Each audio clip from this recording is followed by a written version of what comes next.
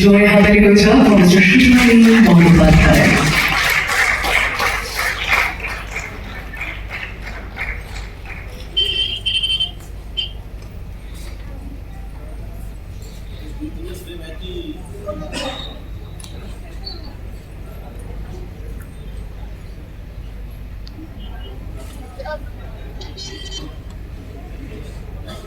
Congratulations to Jaleel, and as you have received this award for motivational speaking, I would request Prabhu as a motivational speaker, কিছু হয়ে যাও for us, please. আসলে এই সময়গুলো না শব্দ লাগে যায় কি বলবো না বলবো।